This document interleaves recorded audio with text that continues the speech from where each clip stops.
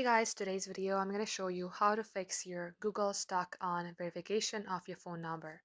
So first and foremost, if you're trying to verify your phone number, make sure that you have the SIM card registered and it is accessible in your device itself.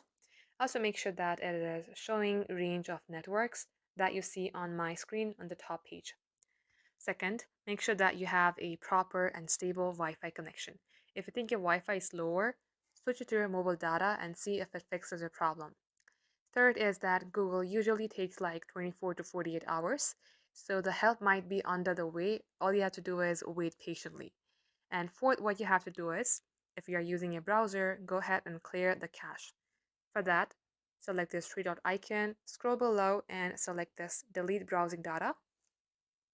Now in here, select more options and make sure only this browsing history is selected. You can select the date range itself.